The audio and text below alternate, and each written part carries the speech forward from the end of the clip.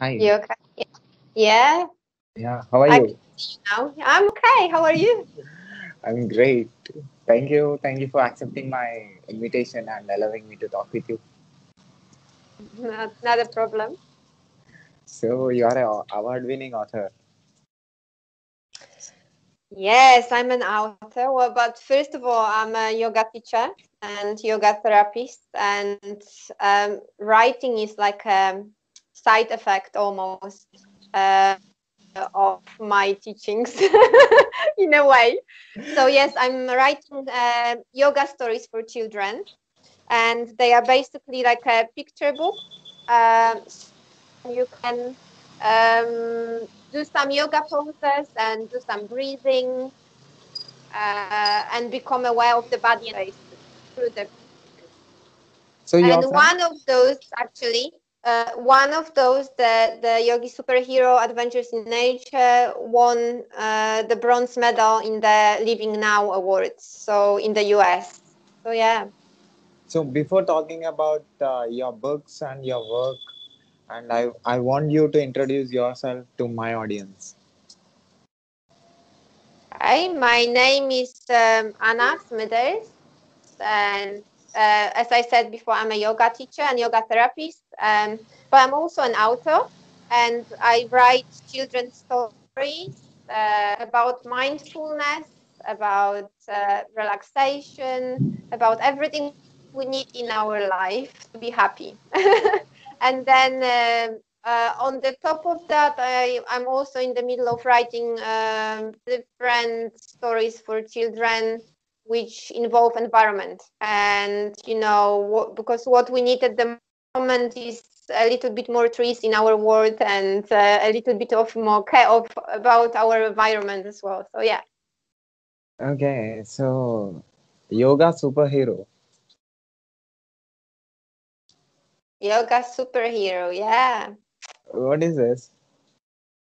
So it's a concept I created for children. I was delivering like 5-week courses for children, and because we were living in a phase of the whole superhero movies, I translated that concept into a yoga because I believe we are all superheroes. We just have to discover our powers. So basically, we have to discover our inner superhero. And that's what the stories are about discovering that in the stillness of our body and our mind, we become superheroes. Okay, so you connected yoga with, uh, I think, which is supernatural. Yeah. With the going on the, I'm almost like sneaking in yoga into a picture story. So it's a rhyming story as well. So you can read it and you can follow the posters, but you don't have to. You can read it as a bedtime story. So it's perfect for teachers and parents and children and everyone. Or you can do it with your children. It could be a family yoga. Okay, so what age group will connect with this book that you wrote? So when I was delivering the program, I was teaching children ages 3 to 12, but I think the most suitable is the range of ages 3 to 8, because that's where they the most connected with the pictures book. Ages over 8 not always accept pictures books anymore because it's not cool enough. So it depends what kind of a child it is. I had different variation of children, but I would say 3 to 8 is perfect. Okay, so picture speaks more than words. Pictures, and this is the beauty of those books because illustrations are breathtaking. And I mean, my illustrator is absolutely amazing, and I'm not saying that because it's my book.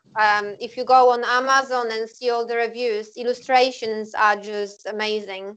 And you can see they're very vibrant and colorful, but they also have a lot of details. So like we're trying to represent the energy, the prana, as well as the being in the universe as a being light of beings of light. But look at those; they just amazing. So even if you just want to look at the picture and read the story, that's okay too, you know. So it's really nice. Is that your own idea? Yes, that's my own idea. It actually, well, which idea is ours, really? You know, to me, I sometimes feel like when I write, the writing doesn't come from me, it comes from somewhere else. And it's funny feeling because with the Yogi Superhero, with my first book, I actually dreamt the cover.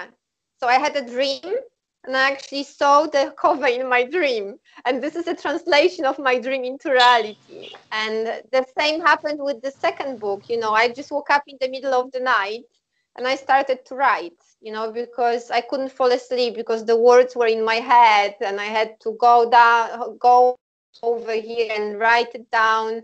And only after I finished, I could go back to sleep because it didn't let me sleep, you know. And this is how I feel. What is mine?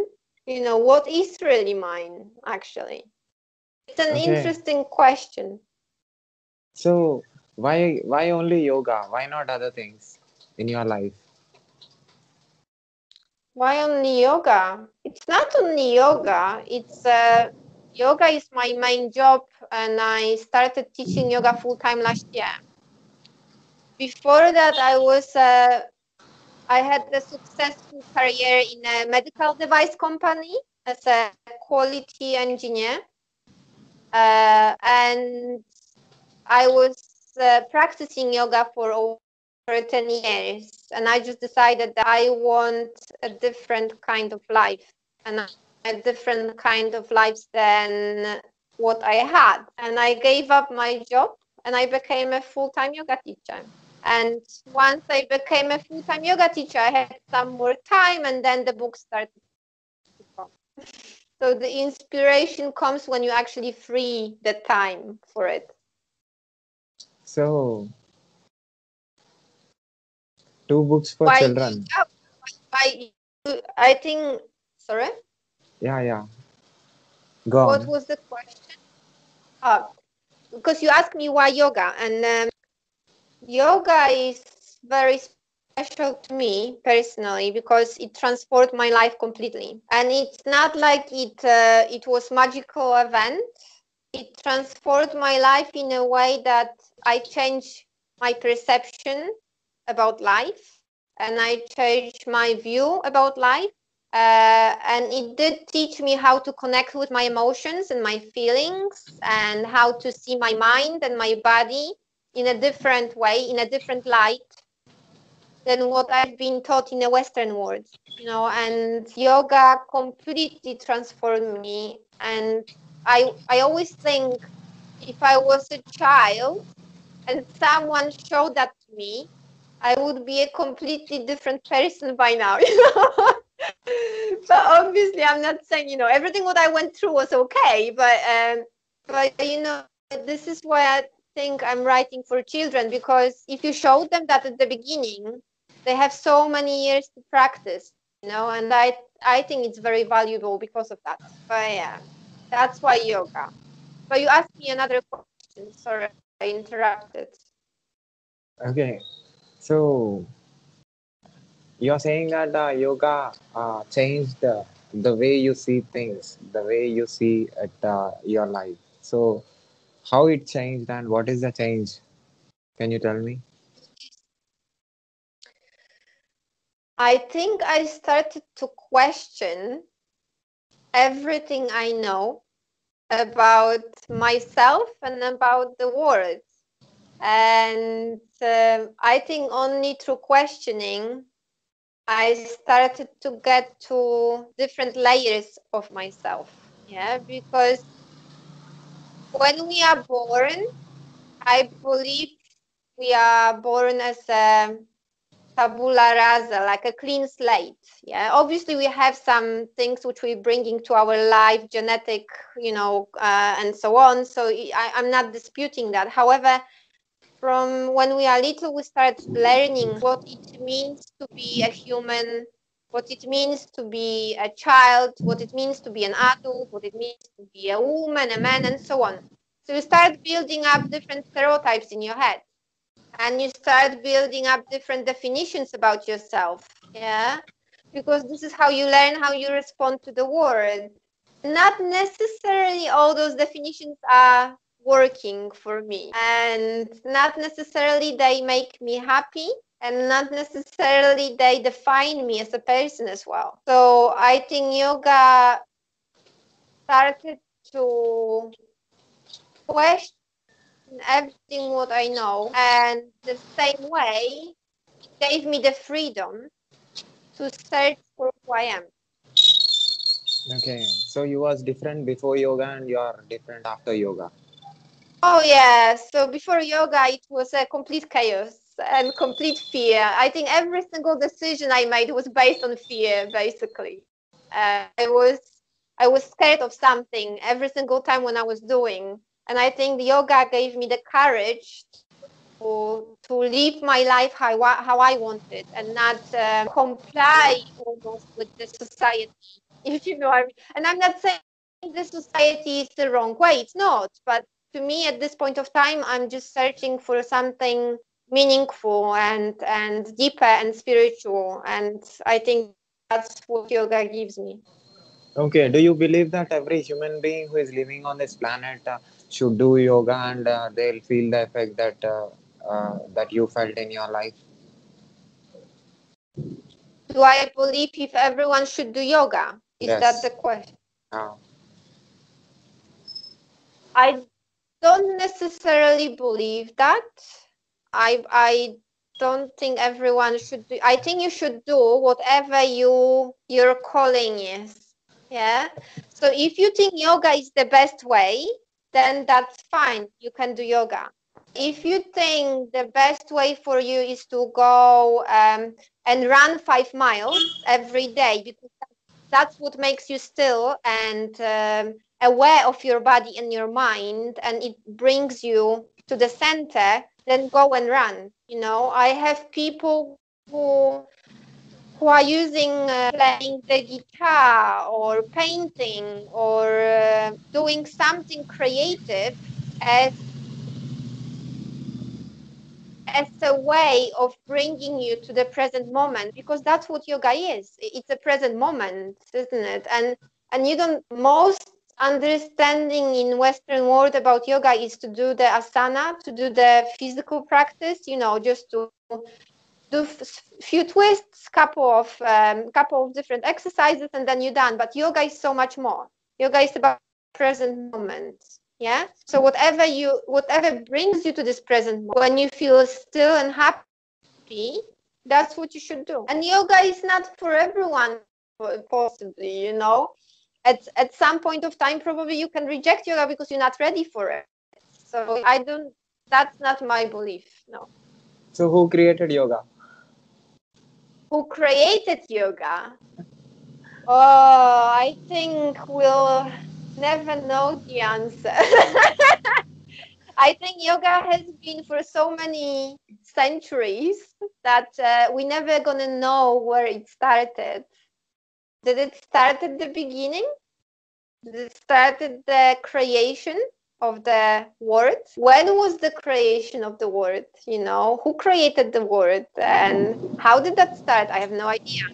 And it's not like I'm searching for this answer, because that's not the point. But I have no idea who created the yoga. It wasn't me. That's what I know. So the way you see the way you see at life have changed because of yoga. So what do you say about what if you don't do yoga? What is your thinking? What is the way you see at life? Sai, you breaking up. Could you repeat the question, please?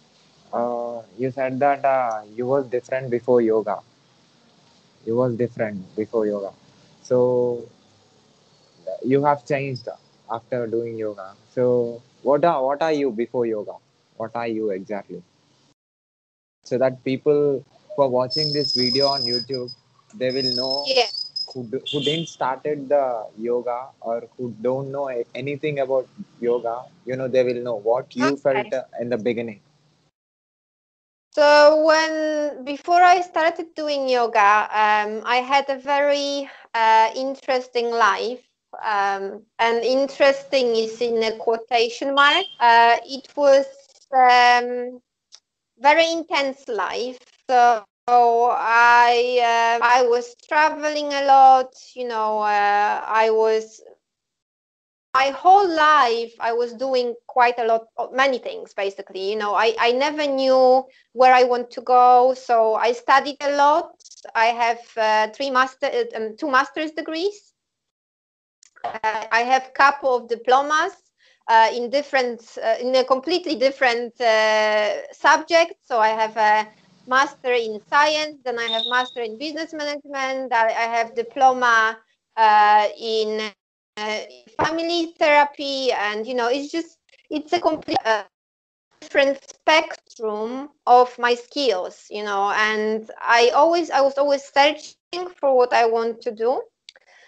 And my life was very intense, so I was traveling a lot, I was working a lot, I was feeling a lot. And by feeling, I mean I felt, I had moments when I felt really happy, but after that they were coming the moments where I felt really low and I felt really depressed. And I was definitely not living healthy. I was smoking a lot. I was smoking like 40 cigarettes a day.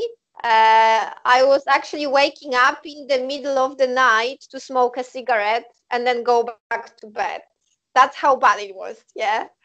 I was drinking a lot. I was definitely drinking every weekend, and it was quite intense. And I think all those different measures were to numb me a little bit and to make me to forget about things which I didn't want to think about, because everyone was saying, oh, you just have to get a job, you have to earn money, you have to do this, you have to do that, you have to have a house, you have to have a car. And you're chasing one after another, and none of those dreams actually make you happy, and you get the house and you get the car and you get a wonderful husband, and none of those things make you happy. And it's only when I found yoga and only when I found meditation, this is where I started to find happiness and stillness within me. And I think that's what transformed me, really, and that was the only one moment when I realized that nothing externally is able to make me happy. There is nothing in this world what can make me happy. So it's only inside of us. That's what we have to find. So when you started knowing about yoga and when you started spending time on yoga, so you started knowing about yourself, what you are exactly inside. So then you started feeling the life, you started experiencing the life, right? Yeah, it didn't happen overnight. Yeah, I've been, I'm doing meditation for the last 10 years, so it's a process, and it's not gonna happen like you click your fingers and then you're gonna wake up and, oh, I don't like that, or maybe I should change something. It's such a natural process when you actually start doing the meditation that it's transforming your life on its own. You almost, I sometimes feel like I almost have no choice, that it just happened somewhere outside of me, and then I just go with the flow. And I think that's what yoga teaches us, to go with the flow a little bit, which is interesting because most of the time we following what we want to follow, and this is where the suffering happens because you're chasing the dream which you think is going to make you happy. Yeah.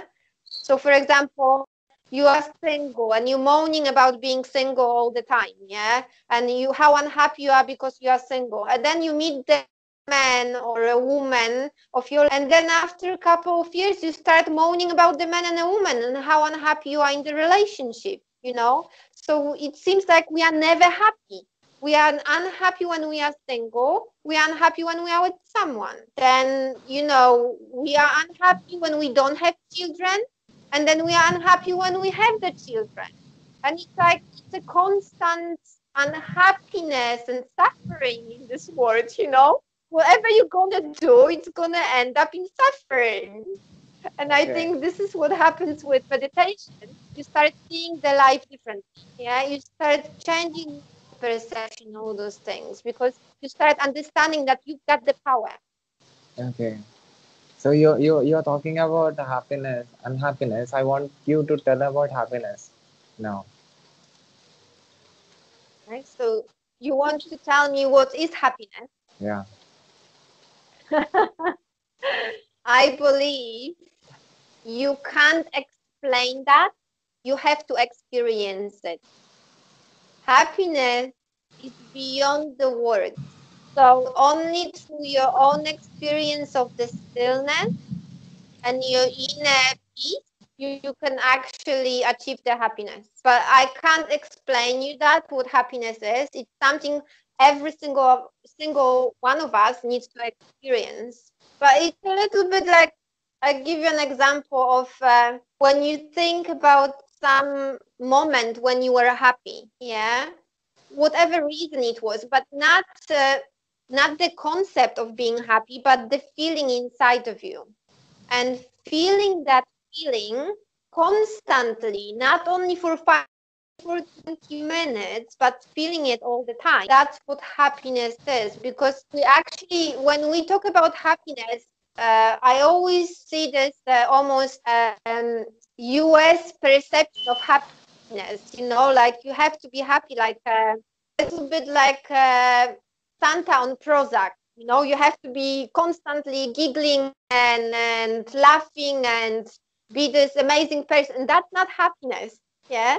Happiness is more like a contentment with the life, with what you have, with yourself as well. Not only with the environment, but with you. And if you're content with yourself, then you're gonna be content with everything else and everyone else in your life. Because imagine, if you are not happy, how do you expect anything else or anyone else to make you happy? That's a little bit not achievable, is it? So I believe it's more about the contentment. So how much time you spend on yoga every day? I try to do my practice every day, and I wake up 5:30, 6 o'clock in the morning, and I spend around 2 or 3 hours on my practice. Sometimes less. It depends on the day. You know, if I have classes and I need to run, then obviously I have less time during in the morning. But then I can do some of the practices in the evening. So I try to split it. Yeah, but most of the time it's around 2 hours. And there are days, you know, like I had very busy days a couple of weeks ago when I couldn't fit my practice into my life. And that's okay too, you know. It's just not attaching yourself to do practice or not to do practice. It's just doing the practice when you can. So coming to your book, how many students have connected with your images and with your thoughts about yoga? Sorry, could you repeat once more about yoga? What are Yeah. my How many kids, how many children have got connected with your thoughts and uh, with your images, that the illustrations that you created and that you are trying to show to the children? So how many children are connected and how many are listening and how many are doing it? How many are implementing it? How much effect you created in children? it's difficult when you sell something to people like a book, which you see, I don't see my book as a selling point. I think it's a more educational and beneficial book. But from my experience, I get a lot of feedback from parents, and it seems because we're using the superhero context, it seems it really speaks to them because we are surrounded by superhero movies in States, and there is a whole series of superhero, and everyone wants to be a superhero. So by tweaking the idea into the yogi superhero, I think they buying into it, and it's more exciting for them. It's not a boring exercise. It's something what creates the inner superpower. I can't tell you how many because I get only feedback, obviously, on the children, which either I know or parents sending feedback to me, or I get review on Amazon. And most of the time the review, I haven't had any description on the bad review, so I really don't have an example of someone telling me that they didn't connect, or so I can't really tell you that. But let's be realistic, not every child will connect with the idea, and I don't expect every child to connect with the idea because I see it a little bit like planting a seed. So even if you don't connect with the idea, there is already idea planted in your mind, which can be helpful later on in your life. So even if a child doesn't follow the idea at the moment, it will stay with them till when they are older, and they will remember the feeling, or they will remember the idea, and they will remember something at that moment, and maybe they will try it later on. Okay. So what is the picture that is behind you? What it says? Uh, there is a whole set of pictures. Can you see? Yeah, yeah. So those are that's my yoga room, and those are paintings of chakras. This is my Okay. interpretation of chakras. I don't know, did you hear about chakra, the energy Yeah. centers? Yeah. I want you to put camera little down so that people can see you clearly. No, no. Your image. I have seen. Yeah, yeah, yeah. Yours. Yeah, Is that better? yeah. Chakras. You was telling about chakras.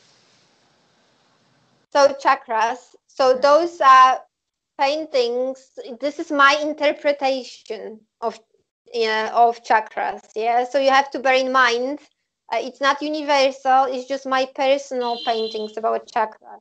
Uh, so the one you can see over here is the purple one. That's Sahasrara, which is the last one when you get enlightened. I haven't experienced it, so I don't know how it is. But my understanding is that we become pure energy, and this is my representation of the pure energy. So you have like an atom in the middle, and then you have the energy coming out of it in the universe. And this one, for example, is Agya chakra, and Agya chakra is about changing the perception in a way, isn't it? Understanding that we are a part of the bigger universe and not just this body. And there are many others which you can see higher up. So, it's an interesting subject. It was actually an idea of my teacher. He was walking me through different chakras, and he was telling me to paint what I feel, and that's what I did. And that's the paintings. Okay. So the camera is still up. Yeah. The camera is still up. Yeah, yeah. It's good now. So my question is. Can I call you as manipulator? Can you call me as Manipulator. Manipulator. manipulator? Yeah. Why manipulate? I mean, Explain. Explain. because all the chakras are changing the perceptions, and those chakras are created by you. And can I call you because you are changing the perception of a person who is talking with you, or who is experiencing depression or the negative mindset or the negative mind state or negative emotion. So you are showing those illustrations that you created, and you are trying to change the way they are thinking. And can I call you manipulation? Here is a good word. Actually, they have to come out from that the negative mind state. And can I call you as a good manipulator? Or influencer. Influencer is a better word because Okay. manipulation is something forced, and yoga is not about forcing. Yoga is about your own experience. This is just my interpretation of chakra. Your interpretation can be completely different based on your life, your experience, your background. Okay. So I would say that yoga is more about experience, and I'm not trying to convince anyone about anything. I actually, every student I've got, I always say to them, question everything what I say. Okay. Question, you don't believe in anything what I say. Seriously, this is the only one way, because it's not about believing.